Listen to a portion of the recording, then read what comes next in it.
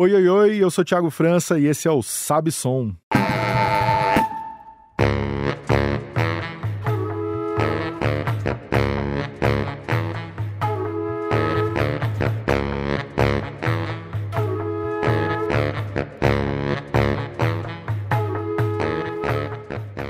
Sabe Som é um podcast, agora também um programa de rádio, totalmente dedicado a falar de música, arte, cultura, política e outros assuntos que orbitam o tema. Sempre com um convidado especial, a gente está no ar toda sexta-feira às 10 da manhã, na Rádio Brasil de Fato no 98,9 e também na sua plataforma de streaming preferida. Hoje, episódio número 57... eu vou bater um papo com ele que já foi citado aqui neste programa inúmeras vezes. Ele que é o professor de todos nós, músicos, instrumentistas aqui de São Paulo, quiçá do Brasil, Naylor Azevedo, que recebeu o apelido de Proveta, porque ele chegou aqui em São Paulo, vindo lá de Leme, e ele chegou novinho, tocando tanto, que especularam que ele poderia ser o bebê de Proveta.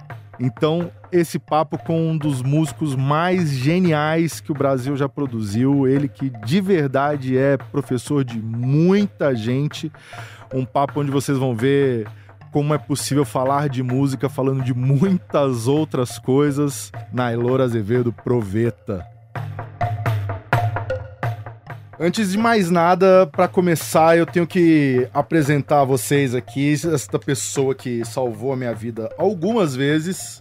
E eu, como eu não sou filho de chocadeira, eu falo isso para todo mundo, que você não só me deu aula de música, mas me deu muitas aulas ao longo do tempo que a gente conviveu mais assiduamente. E aprendi demais com você, eu aprendi te observando a sua carreira e tal. Muita coisa foi desvendada na minha convivência com você. Então, assim, primeiro de tudo, tenho que te agradecer por isso e depois te agradecer por você ter vindo aqui hoje também. Naylor Proveta. Não tem nem que apresentar, porque todo mundo já sabe, pô. É o professor de todo mundo, até de quem não fez aula é o professor. Meu Deus,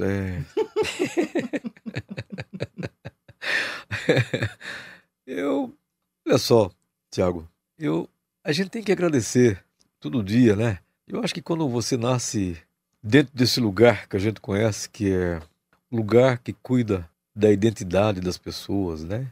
A música ela cuida da nossa identidade, né? Ela cuida da nossa ancestralidade.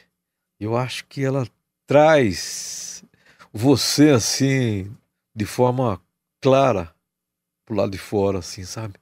As pessoas olham para você e falam, pô, esse cara deve ser músico, assim, um artista, um cara que... O que é um artista, né? Acho que é a pessoa que expressa através do som e da imagem, assim, o que ele pode fazer para contribuir com o mundo, sabe? Eu tava vindo pra cá e me ocorreu uma grande coincidência, que nós instrumentistas brasileiros temos a sorte de ter grandes saxofonistas como professor, né? Hoje tem show e tem aula do Spock. Sim. No Sesc Instrumental, né? Hoje o dia que a gente tá gravando, não o dia que você tá escutando aí. Mas tá lá o Spock, um grande saxofonista referência lá em Pernambuco, como a gente teve o Letieres pro pessoal em Salvador, na Bahia. E aqui a gente tem você, e já tivemos outros também, como o Sion também é um grande, uma grande referência, um grande professor, assim, só pontuando essa coincidência de serem todos saxofonistas. A gente tem muitos saxofonistas, né? Nós tivemos Paulo Moura, que tocava saxofone e clarinete, que é Abel Ferreira, Cachimbinho, Luiz Americano, Zé Bodega, Bolão, Lambari, Carlos Alberto. Essa dessa geração que a gente ouvia no rádio. São grandes nomes de grandes músicos brasileiros, né? Hermeto Pascoal. Eu lembro que estava no Sesc uma vez, isso deve ser 81, 82, e ele estava fazendo um show no Sesc Pompeia e a gente estava lá para ouvir o Hermeto, assim. Aí, de repente, ele apareceu com um saxofone tenor e um soprano, aquele cabelo voando, assim. Falei, nossa! Falei, a gente tem que achar esse lugar, assim, porque a música Pô, só faltava uma vassoura ali para os caras saírem voando. Eu falei, o cara é um bruxo. É isso, né? Eu falei assim, como é que os caras chegaram nisso daí? Então eu acho que o Brasil produziu muita música, muitos músicos maravilhosos, né? Clarinetistas, né? Moacir Santos. Sim, sim. Saxofonista também. Lá de Flores, uma cidade de Pernambuco. Cacá Malaquias, meu compadre Cacá Malaquias, saxofonista. Eu adoro esses caras todos, porque esses caras eram assim. E a gente tá falando de saxofonistas assim que tinha uma ligação, sempre tiveram uma ligação forte assim com o país, né? Tem vários outros, Vitor de Alcântara, que eu gosto muito, a parte jovem, né? Josué, né? Sim. Assim, Cássio. A banda Mantiqueira tem duas turbinas. Sim. O Cássio Ferreira do meu lado e o Josué dos Santos do outro lado. Eu falei assim, pô, vocês, sabe, nenhuma falha. É óbvio que a gente ia falar da banda Mantiqueira, porque eu acho que é a primeira coisa que todo mundo lembra quando fala de você.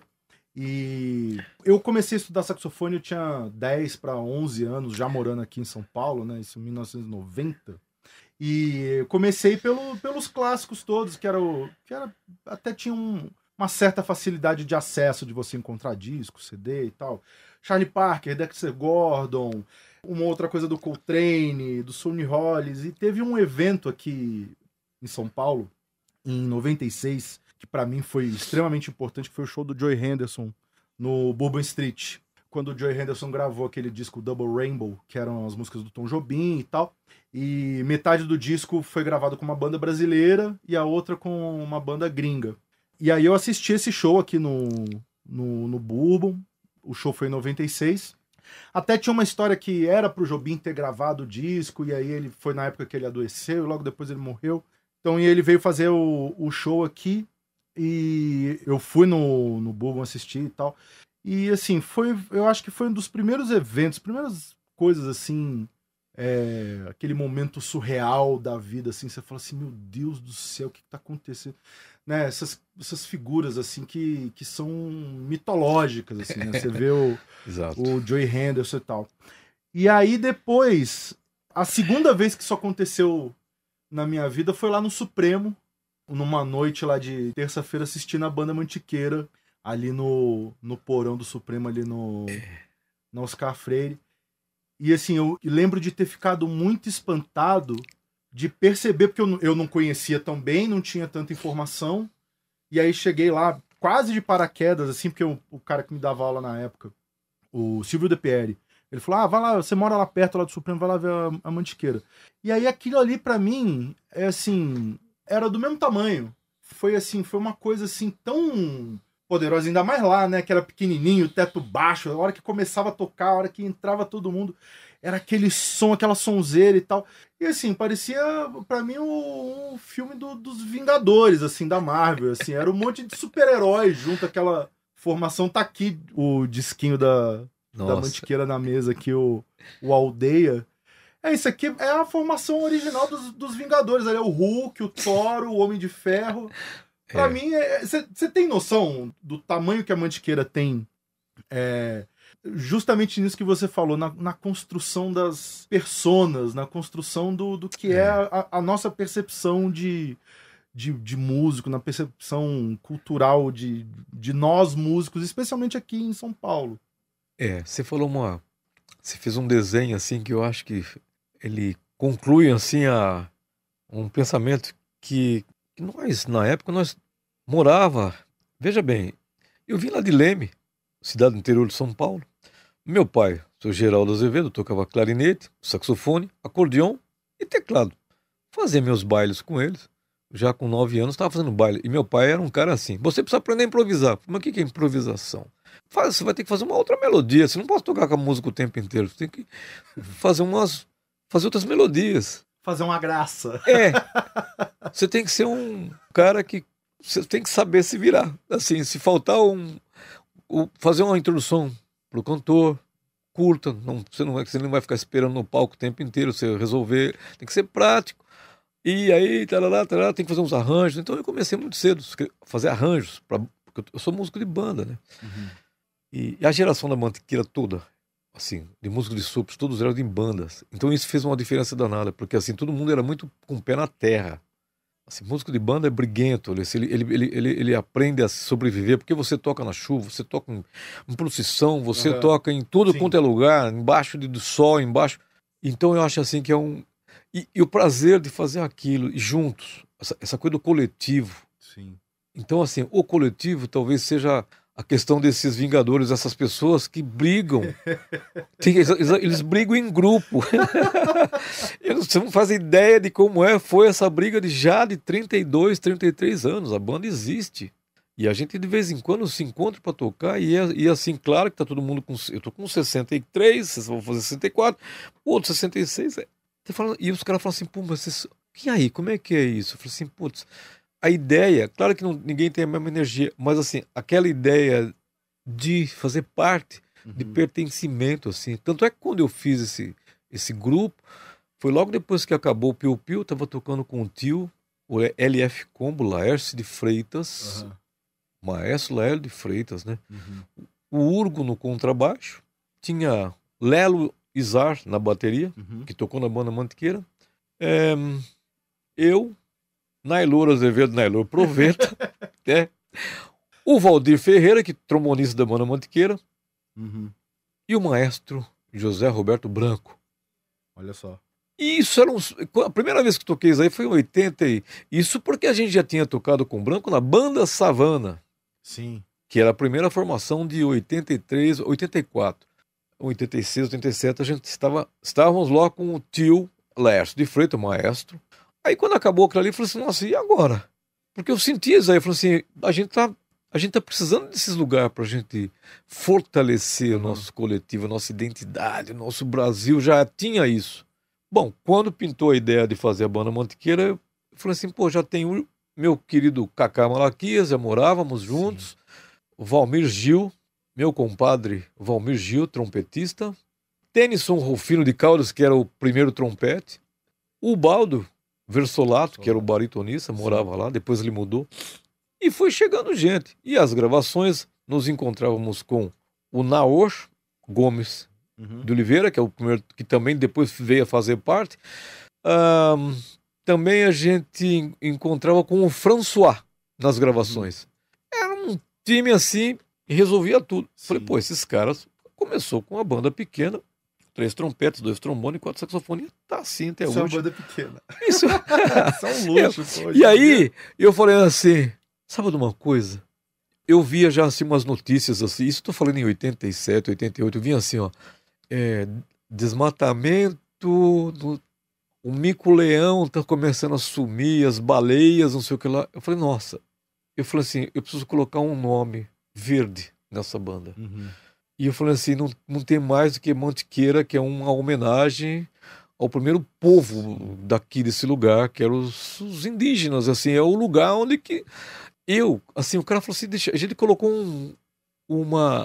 essa referência, então assim, porque era isso, no Bexiga, no Vai-Vai, os italianos, os negros, os nordestinos e um nome indígena. Eu falei, isso daqui é uma coisa que eu falei assim, pô, sabe de uma coisa, eu falei assim, a gente precisa disso. A gente precisa falar isso aí, porque a gente não tinha consciência, a gente tá falando isso em 89, 90. A gente tava levantando uma questão já assim, então realmente era assim, não dava para falar bom dia. Era falar assim, gente, ou a gente cuida disso, ou a gente cuida disso, ou a gente tá na rua, entendeu? E eu acho que foi um pouco dessa forma que a gente aprendeu a dar esse primeiro. Tanto é que depois eu lembro que um dia, você tá falando aí, o Cacá falou assim, aproveita, tem uma banda nova lá do Spock, tem uma banda, eles estão aí tocando em São Paulo, eles querem saber se podem vir aqui. Eu falei assim, claro, juntou as duas bandas no Supremo. Claro que não tava a banda toda do Spock, mas assim, tinha a gente, que é 15, mais ele uns 15. A gente tocou naquele palco uns 30, um frevo do Cacá. E aí eu agradeci, assim, sempre, assim, porque vieram várias bandas depois, assim, nessa... E eu acho que o Letieres, o Brasil... Sabe quando você fala assim, meu Deus, deu uma... brotou muitas coisas bonitas pelo país, assim. Então, eu acho que como músico, como pessoa que pode ajudar, e agora eu tô lá na escola, enfim, aí você vê um menino assim, eu quero tocar o linha de passe. Aí eu falo assim, tem mesmo? Aí você leva o arranjo pros caras, os caras tocam, cara, você fala assim. Aí o Edson viu uma dessas bandas que tinham lá deles na escola. Ele olhou pra mim e falou assim, eu acho que a gente tá conseguindo plantar um negócio legal aí. Eu falei, Eu acho que tá, viu, professor? Bicho, ó, eu tô preocupado já, porque o papo tem hora pra acabar. Sim. E a gente já a gente já perdeu muita noção do tempo conversando. E eu gosto sempre de ouvir você falando, porque uma das coisas mais contundentes que você já me falou, eu lembro numa época que eu tava numa crise danada, querendo fazer um negócio legal e tal. E a gente, quando é músico, cara, é um deserto, assim, né? O Mad Max, assim. Você vai pra rua tocar e você não sabe quem você vai encontrar, como que vai ser e tal. E eu gosto muito de ouvir você falar e eu absorvo, te dou ouvido, porque eu sei que você tem o pé muito no chão e, assim, das coisas... Essa coisa que foi a das mais contundentes que você já me falou, que você falou assim, bicho, é isso, a gente quer fazer um som do lado de gente que só quer pagar as contas, tem gente de conta pra pagar e tal. E eu pensando assim, eu falei assim, você entende, né, como é que é a vida de músico dos dois lados, né? Desde imaginar isso, desde imaginar a Mantiqueira nessa profundidade toda, até saber das coisas mais práticas e saber que cada um tem a sua busca no meio disso tudo e tal. Então... Sabe, Thiago, muita coisa a gente aprendeu junto com a banda Mantiqueira. E uma das coisas mais importantes assim que eu via é que as pessoas perguntavam assim, como é que é feito os arranjos pro Vitor?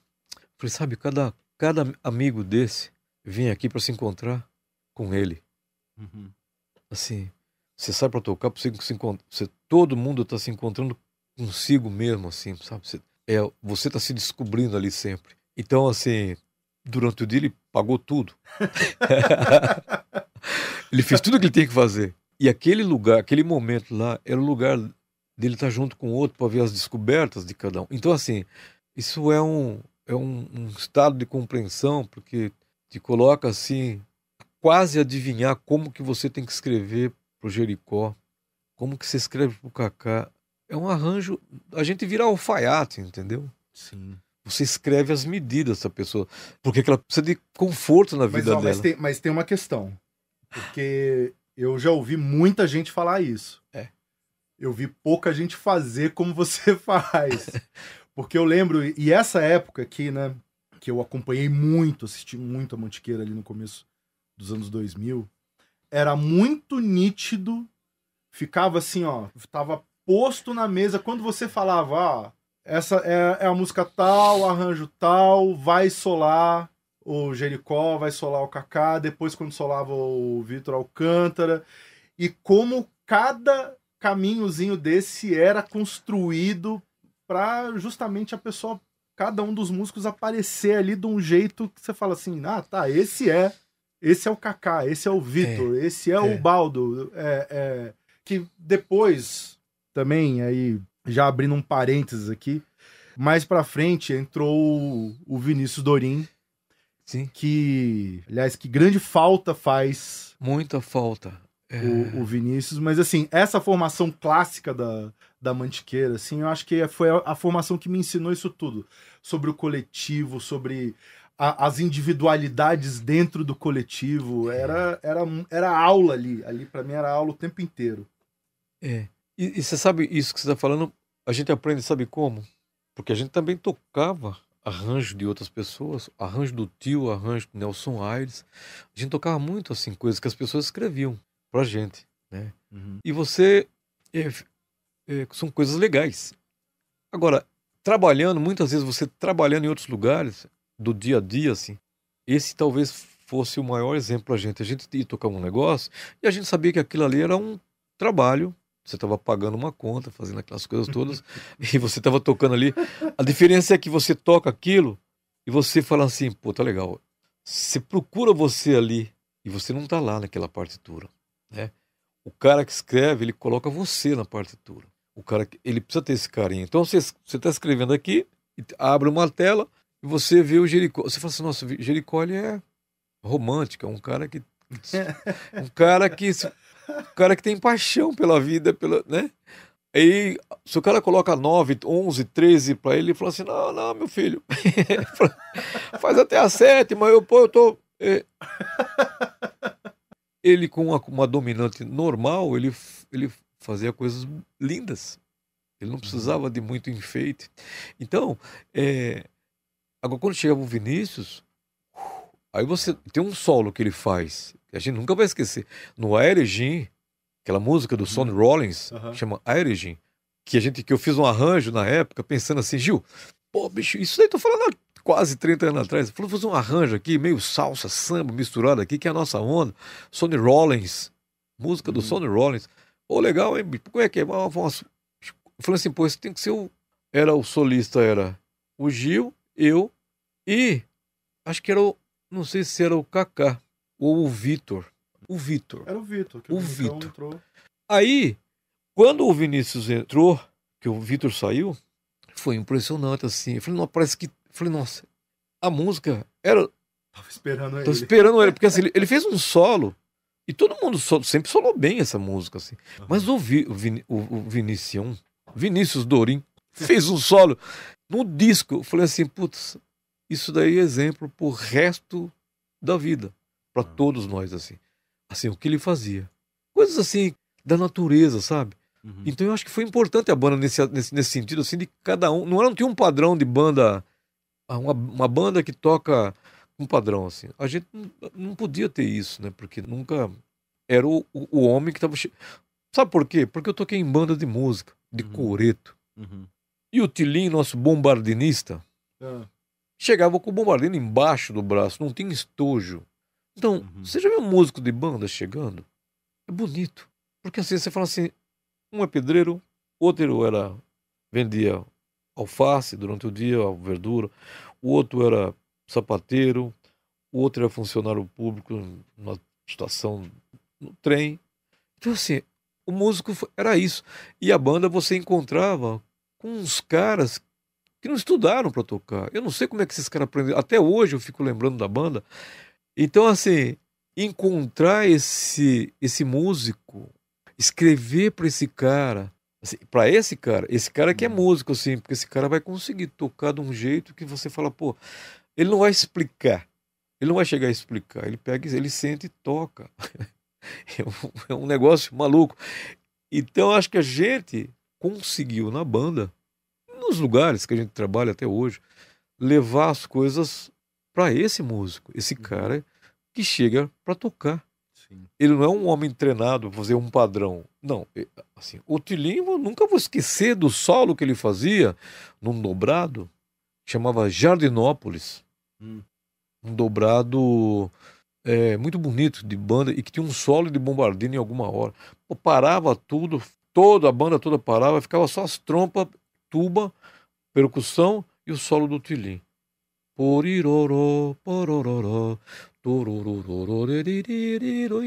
Eu ficava olhando assim, eu tinha 9 anos, 8, olhando assim, porque bonito. Virava um concerto. Na minha cabeça eu estava dentro de uma orquestra sinfônica. Eu não sabia o que era, não tinha nota, não existia valorização das pessoas. Eram seres humanos que estavam, em algum momento, no domingo, ia para o coreto para tocar para as pessoas. É um concerto. Ou seja, a origem é mais bonita do que o que pode virar. Né? De repente pode virar uma coisa para 50 mil pessoas. Então você fala, peraí, do que a gente está falando? Então, assim, o artesanal, a gente não pode perder, sabe? O artesanal não dá para perder. Você não pode, eu não abandono nenhum desses caras. De novo, né? Eu tô te ouvindo aqui já pensando um monte de coisa. Porque é sobre um monte de outras coisas, né? Uma construção de um monte de outras coisas que não tá ali na partitura, né? Não tá nem disponível para quem é de fora, às vezes, saber o que é que que é que acontece, né? Como que se dão essas relações todas, Aí né? não deu tempo, assim, nós não tivemos tempo de arrumar um sistema, sistematizar isso e deixar isso como o americano faz.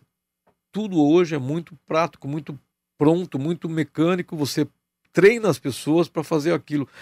A gente não teve esse tempo, graças a Deus. A gente fez isso em tempo real, ou seja, a gente era artesão. Sim. A gente escrevia no papel para as pessoas. E assim, eu sei desde sempre que você é um artesão. E eu sei que você tem você tem uma calma invejável, Profeta, eu vou te falar. E assim, o lado ruim disso é que eu gostaria que você gravasse 2, 3 discos por ano, que tivesse assim, ó, uma obra extensa, muito extensa pra gente ouvir, estudar e tal. E te acompanhei muito essa época. E aí depois aí uma hora a gente vira música. Eu viro, né? Sim.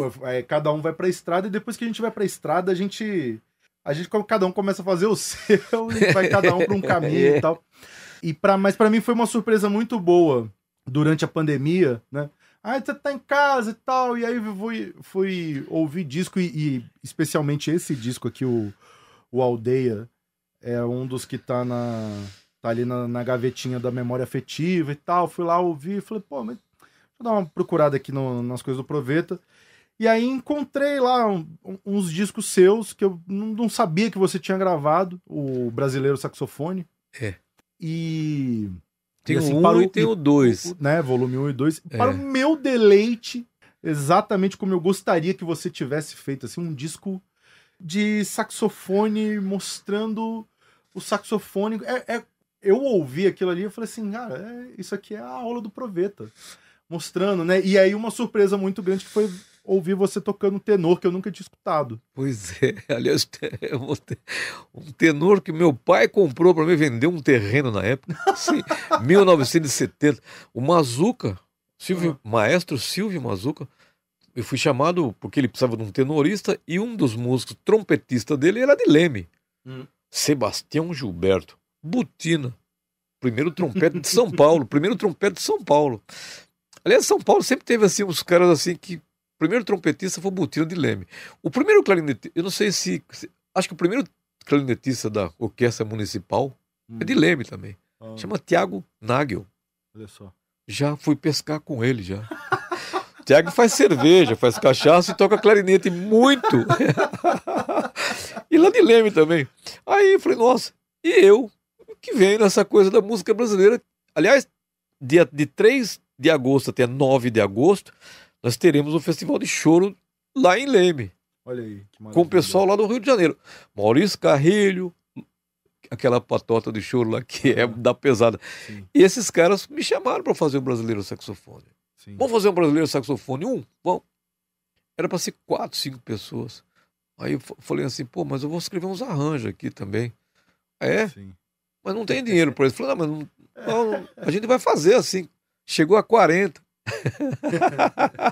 Ficou uma lindeza. A gente gravava no estúdio lá no Macari, o bairro Aquari, lá no final da Avenida Brasil, no quilômetro 27, quase 30 quilômetros. Só no Rio de Janeiro. Dentro do Rio de Janeiro, indo para Acari. E aí você fala, longe, hein? Casa do pai, do Maurício, da mãe. Falei, a gente se levantava, tomava aquele monte de cerveja até as 4, dormia até as 7, tomava um café. E às 9 a gente estava, eu e Toninho Carrasqueira, junto com aquele povo todo, mais os músicos de lá. Aquiles, trompetista da pesada. Demais. Tadeuzinho de pandeiro. Luciana Rabelo, Pedrinho. Assim, era assim, Cristóvão Bastos. Você sempre se encontrando assim, com os caras que falam assim, é o céu. Era o céu. E nasceu esse disco, assim, essa vontade de fazer o saxofone brasileiro era assim... Não era nada mais do que mostrar o que o meu pai tinha falado para mim. Que meu pai falava assim, pai, tá difícil isso. Essa frase é muito difícil. Ele falava assim, que palavra é essa, difícil? Difícil. Deixa bonito. Quando tiver difícil, deixa bonito. Eu falei assim, caramba, ele é inteligente, né? Ele deu um jeito na minha dificuldade. Porque assim, claro que eu era jovem e fui entender. A primeira vez que meu pai falou pra mim assim sobre vibrar uma Pai, Dori, Dai. Eu nunca iria fazer isso. Ele falou assim: "Ah, você quer aprender a vibrar?" Isso. Perguntei pra ele, falei: "Como é que Porque eu levei um disco da Sarah Vaughan pra ele ouvir um dia, ele tava com chapéu, aquele de feltro, cheio de cal, ele era pedreiro, aquela bota cheia de terra misturada com cal, e aquela camisa de manga comprida, que ele não usava manga curta, sujo assim, com um cigarrinho assim. Falei: "Eu trouxe o disco pra você ouvir aqui de uma cantora americana." Falei: "Põe aí." Na janela fumando assim. E eu falava: "Pô, ele vai falar pra mim assim: pô, até que enfim você achou umas coisas legais pra ouvir." Quando acabou a música, ele falou assim: "Você percebeu como que ela canta? Os acordes, que tudo isso que ele falava, ele não perguntou." Porque eu achava que ele fosse falar: "Que acorde que é esse?" Eu estava pronto para falar. Ele falou assim: "Você percebeu como é que ela canta?" Eu falei: "Como assim?" Final da nota, quando ela canta. "Como assim, pai?" "Você tem que tocar do jeito que essa mulher canta." Eu falei: "Tem um pequeno vibrato no final de cada voz." Eu falei assim: "Puta, velho." Aí me pegou. Me pegou, rapaz. Olha, pô, me pegou. Isso tá comigo até hoje. Eu falei: "E aí, como é que faz um vibrato?" Porque assim, ele era um pedreiro, músico. Ele não tinha escola acadêmica para falar do diafragma, anaglotes. Sim. Ele falou para mim assim: "Ah, você quer aprender a fazer um vibrato?" Eu falei: "Sabe um laguinho pequeno assim?" "Lago?" "É." Vai no lago desse, procura, joga uma pedrinha na água assim. Aquela ondinha que morre lá no barranco, aquilo é vibrato.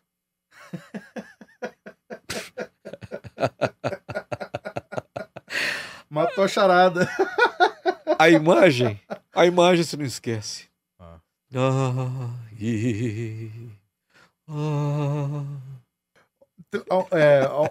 Há 20 anos atrás, faz exatamente 20 anos, foi em 2005 que eu tava fazendo aula com você lá na ULM.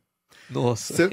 Você falou um negócio uma vez, você respondeu uma pergunta lá de um aluno, sem responder, como eu vi você respondendo coisas sem responder muitas vezes, que perguntou pra você o que você tava ouvindo na época. Aí você respondeu, ela falou: "Rapaz, tô com muito CD em casa, não sei o quê, tô querendo passar pra frente lá, porque tem uns... eu tô com uns 50 lá, mas eu acho que dá pra chegar num 6." Desses 6 aí, tá em 6, caiu pra 3, voltou pra 20, como... É. Pois é. Olha, Tiagão, eu acho que assim que a gente vai passando o tempo, você falou uma coisa importante. Ainda, quando eu entrei no Maxud, entrei no Maxud, isso foi 81, por aí. Eu lembro da primeira vez, eu estudava o saxofone, fazia, e a gente queria encontrar a gente achava que dependia de boquilha, de palheta. Né? E claro que isso ajuda. Hoje em dia a tecnologia está muito avançada. Então, tem pessoas que conhecem profundamente esse assunto. Mas eu estava lá no Maxudo com o Costita, meu compadre Gil, Valmir Gil, capitão do trompete, Peter Tirelli, que tocava trombone.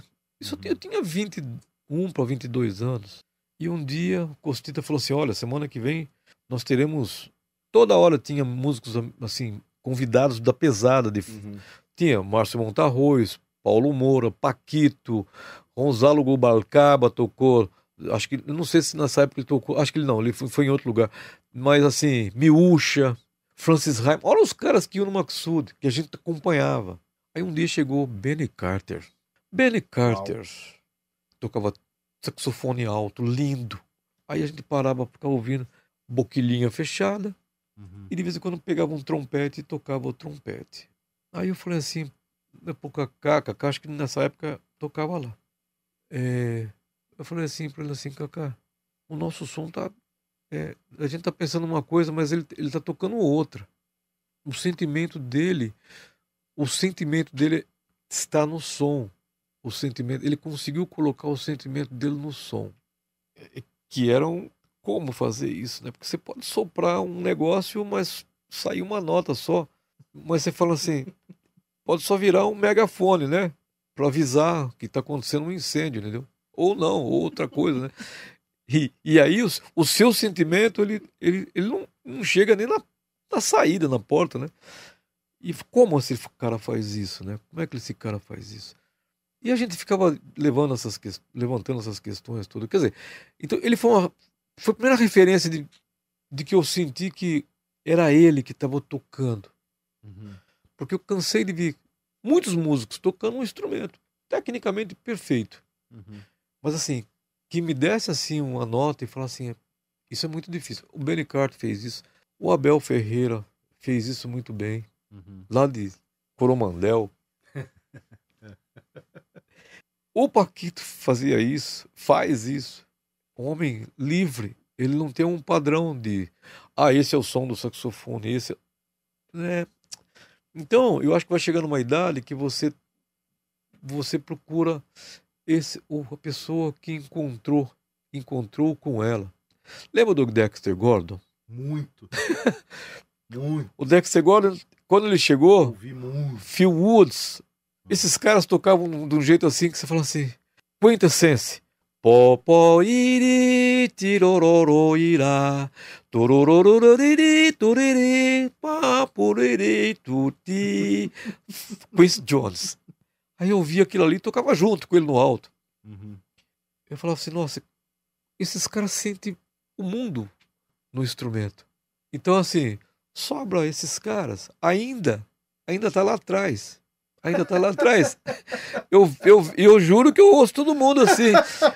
E assim, é muita gente tocando assim, perfeito, assim, é impressionante. Mas assim, eu ouvo o Phil Woods, o Wayne Short, Dexter Gordon, Lil Tabaquin. Aí eu vou pro Pixinguinha, né? Aí você fala assim, por último, o Pixinguinha, que é tem uma foto dele atrás da minha parede, assim. Tô sempre olhando pra mim e falei, me ajuda aí a fazer esse arranjo. Me ajuda a fazer esse arranjo aí. Ele ajuda, cara. Pinta umas ideias. Então, assim, para finalizar, nós não estamos sozinhos. Assim. Nós não estamos sozinhos. O problema do mundo é que os caras se desconectaram total. Se as pessoas acham que estão sozinhas resolvendo o problema, nós não estamos sozinhos. Eu juro, eu não tenho como provar. Mas eu, quando vou tocar, eu acho que a gente, quando toca, a gente agradece. É uma oração, sabe? E as pessoas precisam lembrar que a vida é um ritual. Se a vida não for um ritual, então não faz sentido. Então você vai pisar numa árvore, você vai pisar num animal, você vai destratar a natureza. Então, assim, como você pode tocar um instrumento se você não consegue nem se relacionar com a natureza, sabe? E, então eu acho assim que levantar, ouvir o galo, aquela coisa do interior, né? Faz parte da nossa vida, sabe?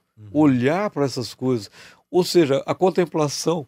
Então, assim, quando eu vou tocar, eu vou lembrar desses caras. Assim, eu ouvi tantos esses caras que eu preciso lembrar deles, porque eles me mostraram para mim assim que eles chegou um momento na vida deles que eles faziam parte mais dessa natureza do que do próprio lugar que a gente vive. É difícil, né? Ele é um desafio, mas assim, então eu fiquei por aí. Assim, porque assim, tem dia que estou estudando lá, eu tomo um susto, falo assim, pô, parece que fechei o olho aqui e parece que tinha alguém olhando aqui, sabe? E aí os caras falam, você tá ficando louco, profeta? Eu falei assim, não. Eu falei assim, eu não posso achar que eu tô sozinho nesse mundo. Não, você tem uma mulher, eu sei, tem um cachorro também, tem um instrumento. Mas assim, eu tô dizendo assim, quando eu tô estudando, eu tô fazendo uma oração. Então, quando eu faço isso, eu me encontro com essa ancestralidade. E a gente tá agradecendo todos esses artistas, sabe? Não tem como você tocar sem agradecer esses caras. Você não aprende a tocar para depois falar assim, bom, agora eu vou tocar. Não, você vai continuar agradecendo, sabe? Eu acho que a vida é... Joseph Campbell, é um livro chamado O Poder e o Mito. Ele falava isso. O homem está perdendo um ritual. Isso em 80. Eu assisti esse pensador na Cultura. Aliás, eu comprei uns 10 CDs dele para assistir em vídeo, porque eu falei assim, Zé Wagner, nunca mais a gente vai ver essas coisas. Então, assim, fazer parte do ritual, olhar para uma árvore e saber que ela também está te olhando, sabe? Então eu olho para uma partitura e falo para os meninos na escola, olha para a partitura, tá? A partitura está olhando para você? Os caras falam, você tá louco? Eu falei, o dia que você... o dia que você olhar para a nota e você deixar essa nota olhar para você, você vai ser tocado. E aí deixa, planta. Tô plantando. E outro livro para você ler. Eu sempre falo para os caras, A Arte Cavalheiresca do Arqueiro Zen. Olha aí. Que a gente não acerta do lado de fora. A gente acerta do lado de dentro, sabe? O problema não é com Deus, o problema é comigo. Eu comigo. É nós com nós, entendeu? Não adianta você rezar e ir lá do lado de dentro desesperado. Então, eu acho que assim, o único jeito de praticar com você é você fazer parte da natureza, é entender que você faz parte do ecossistema. E esse ecossistema de gente, ele começou há umas centenas de milhões de anos. Essa memória está aí. Esse homem está aí, que a gente agradece esse homem aí, sabe? E o que tem de memória mais recente são desses grandes músicos, grandes nomes. Villa-Lobos. Se ouve Villa-Lobos, você vê o Brasil, assim, um tapete verde, assim, aquele negócio assim. Claro que um europeu vai falar assim, não, mas isso daí, ele não mora aqui. Sim. Ele não pode falar assim, que está errado. Ele não poderia, pelo menos, eu acho. Porque assim, você fala assim, escuta, mas esse cara nasceu num lugar que tem Amazônia. Vocês não têm isso. Vocês não sabem o que é um Irapuru. Vocês não viram uma Vitória Régia lá no meio do Amazonas. Vocês não viram um peixe daquele pirarucu que tá 2 metros, sei lá quanto. Aqueles negócios não tem aí. Esses caras andam por essa mata fora para desenhar isso. Aí você fala assim, nossa, né? Jorge Amado. Você não vai achar um Jorge Amado aonde? Ele tinha que estar na Bahia, né? Caíme. Sim. Você vai falar assim, nossa, que jeito você vai falar? Então, para mim, a vida é isso, assim, o que a gente ouve é o que a gente aprendeu com essas entidades aí. Então, assim, você tá lá como é que se chama? Lá dentro desse lugar aí o tempo inteiro, sabe? E não tem jeito de você tirar da pessoa isso daí, entendeu? Então, o que você ouve...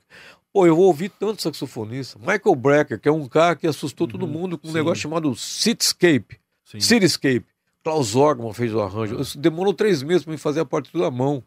Eu tirei aquele solo. Eu não conseguia solar, né? Mas eu tirei. Porque eu gostava muito dele. Era um negócio também ali. Era assombroso. Sim. Mas eu fui encontrando outras pessoas e fui entendendo assim que nós tínhamos nossa identidade. Então a gente só não podia, a gente não podia só se perder em formação externa. A gente só tinha que agradecer por todas essas entidades terem aparecido, mostrado pra gente, mas que a gente iria encontrar de forma como agradecimento, tocando, experimentando o nosso sentimento no instrumento, né? Porque o problema não era eu encontrar isso daí.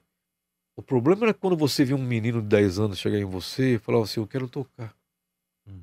E aí você fala, e aí?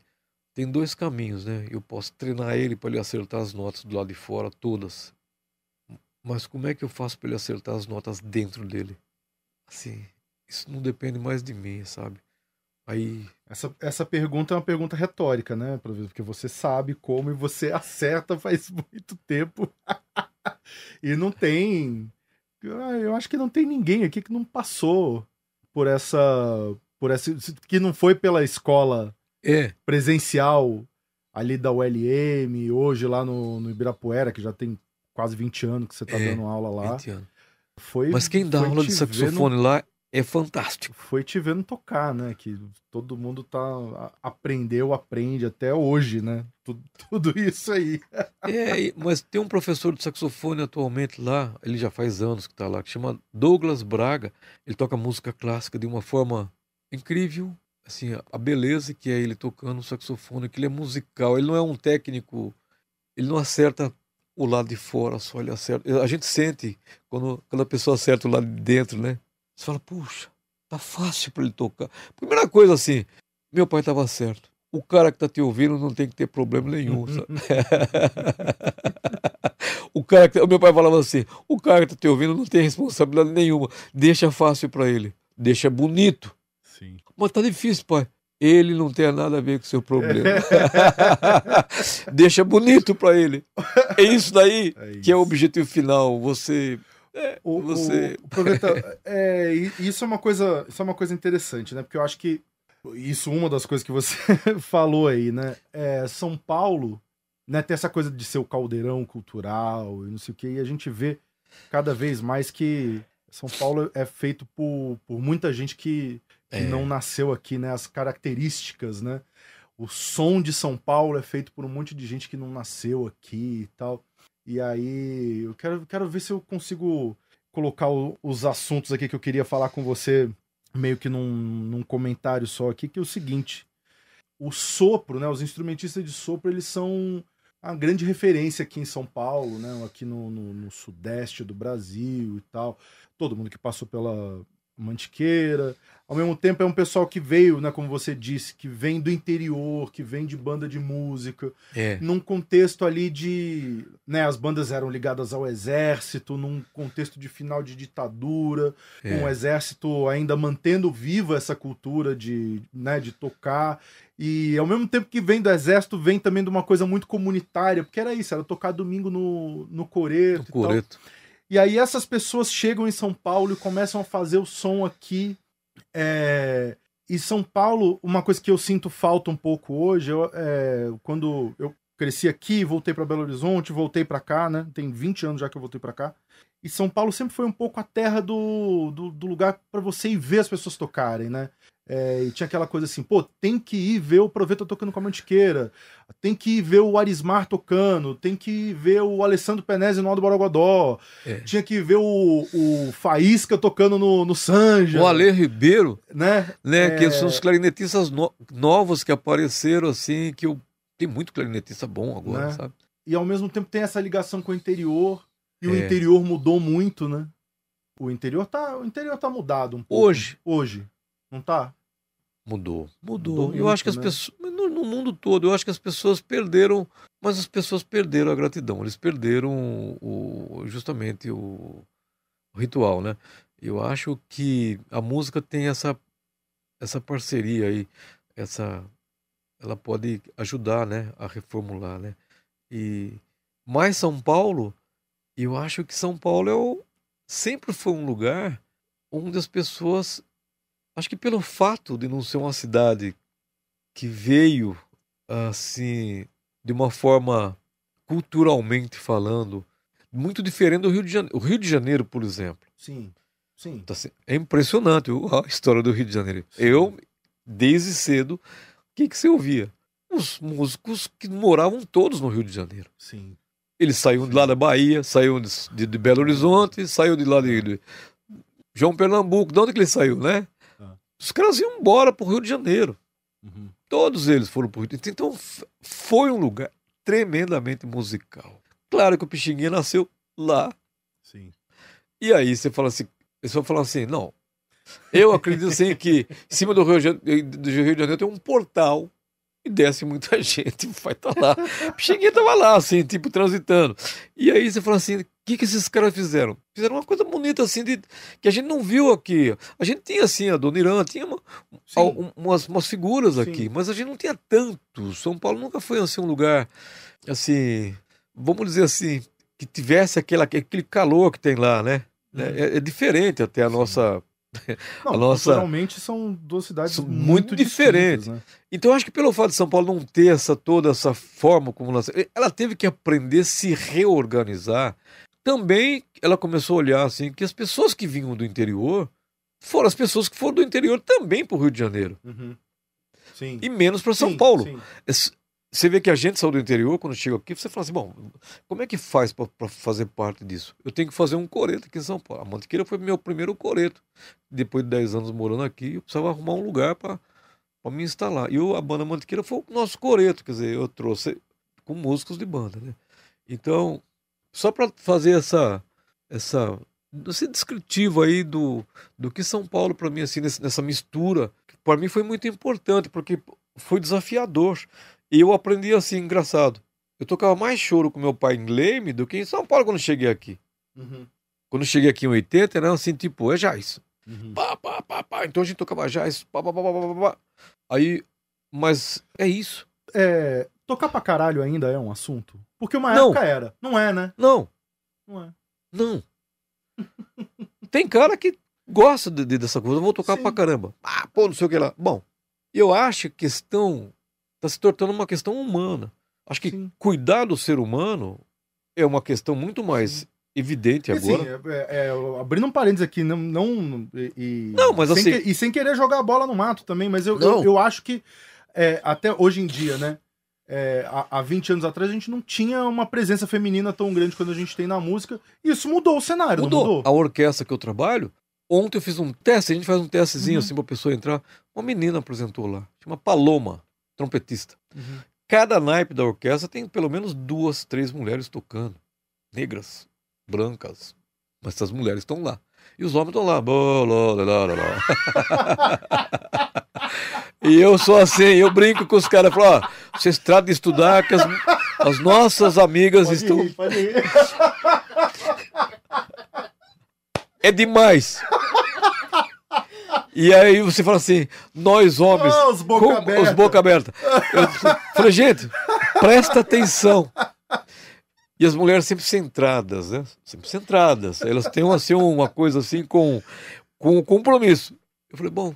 E aí eu olho isso daí, eu falo assim, quanta gente tocando... E assim, o que mais me chama a atenção ultimamente, assim, Tiago, mulheres tocando trompete, trombone, clarinete, trompa, na cozinha, baixo.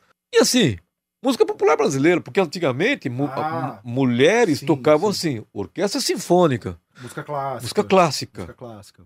Que mulher tinha uma coisa assim... Gente, pra ninguém ficar de cabelo em pé, o tá falando de cozinha. Quando a gente fala cozinha, isso aqui de linguajar de música, isso quer dizer sessão rítmica. Sessão rítmica. Eu esqueci desse detalhe. Pelo amor de Deus, e vai... A cozinha, quando a gente fala assim, é baixo, piano, guitarra, bateria, Percussão piano, percussão. É porque fala cozinha, porque é o lugar onde se prepara o molho, o swing. onde tá o molho. O negócio, né? O molho. E tem muitas mulheres tocando é gozado falar isso, né? Tocando na cozinha. É o nome de choro isso aí, tá? Tocando na cozinha. E aí, eu acho assim, eu tô vendo muita coisa bonita acontecendo. Então, assim, eu lembro que a gente tinha essa obrigação, né? Não, tem que tocar muito, tem que fazer isso, tem que improvisar, mas não sei o que lá. Sim.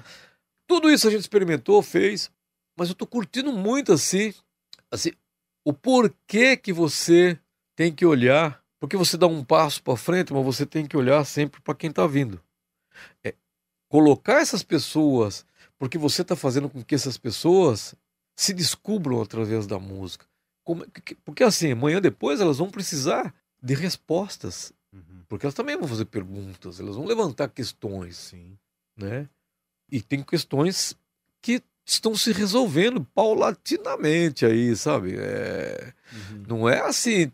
Sim, não é de uma hora para outra. Sabe? Mas eu acho que a gente deu um grande passo nesses últimos 20 anos aí, sabe?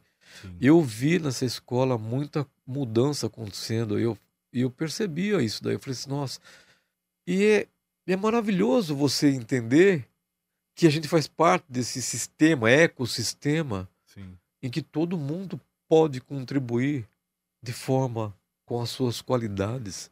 Sim. Porque senão vem uma coisa que aí é muito gigante, muito enorme, que é aquela coisa que vem da América, né? Que vem uma coisa assim, tipo, vamos competir. Uhum. Eu acho que a competição, eu já vi muita gente falando assim, olha, eu quero fazer um solo, que se eu puder, eu vou fazer um solo e eu vou pegar em primeiro lugar. Aí eu tava vindo de carro, até aqui. Cheguei numa esquina assim, eu ia entrar, virar à direita assim, tinha um cara, ele não tinha nem carroça. Ele tinha um papelão enorme, maior do que essa mesa, com outras coisas amarradas, não tem roda. Aquele cara tava puxando aquilo, na cidade de São Paulo. Um senhor negro, sim, uma questão que tá muito, foi sempre evidente. Sim. E que eu, quando eu vi aquilo ali, eu parei. Ele entrou junto comigo, porque parte de você. É sua escolha falar assim, bom, primeiro ele, né? Então, eu podia ganhar aquela corrida, entendeu? Sim. Então, o que eu queria falar agora eu não posso falar, mas assim, porra, entendeu? Então Sim. O mundo tá isso. Sim. Então os caras querem brigar de forma que você fala, a gente precisa primeiro resolver o problema daquele cara. E você resolve o problema daquele cara com a educação. É por isso que eu estou numa escola. Vamos tocar muito ou vamos resolver o problema do mundo? Né? Uhum. É simples. Não, eu quero tocar muito. Então, o que eu posso fazer? Vai lá, matam os dois. Vira um atirador de elite, se acerta tudo. Então, ou então vai ler o livro A Arte Cavaleiresca do Arqueiro Zen, para você aprender que é dentro que a gente acerta. Porra, eu tô tentando acertar dentro faz tempo. Sim. Mas por que você quer acertar dentro? Porque você tem um monte de gente com dificuldade. É muito legal que há 3 episódios atrás eu estava conversando aqui com a Maria Beraldo e falamos muito de você aqui. Para variar, mais uma aulinha, né, Proveta? Eu sempre fico aqui te ouvindo falar e já pensando em 1000 outras coisas. E fico muito feliz de ouvir tudo isso que você está dizendo agora, como professor. Sim, sim. Porque tem uma relação muito direta com todo esse trabalho que eu tô fazendo com o carnaval e tal. E essas coisas que você encontrou aí, eu encontrei no carnaval, a coisa da comunidade, da coletividade, da gente resolver o problema do mundo antes da gente querer resolver o nosso, né? Pois E vou me convidar para ir lá espalhar a palavra do carnaval na escola. Exatamente, Tiago. Proveta, só tenho muito a te agradecer mais uma vez pelo papo, pela disponibilidade. E espero que vocês tenham se deleitado com mais essa aula do nosso professor aqui. Olha, é muito bom te encontrar. Tá sendo muito bom te encontrar todos vocês. Eu agradeço o convite e agradeço de fato. Brasil de fato. E vamos pro som e vamos pra cima. Vamos fazer música para melhorar esse mundo nosso aqui, que é maravilhoso esse país, Brasil de fato. Façamos música. É isso aí, você acabou de ouvir esta aulinha do nosso professor Nailor Proveta aqui no Sabe Som.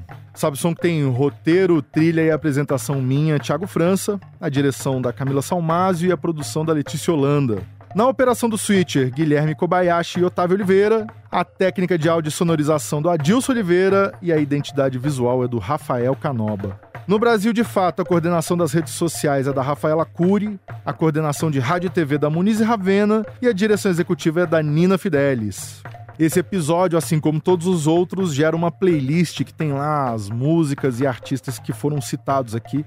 Um material primoroso, valiosíssimo para você que gosta de pesquisar novos sons. É isso aí, muito obrigado pela audiência, valeu e bons sons.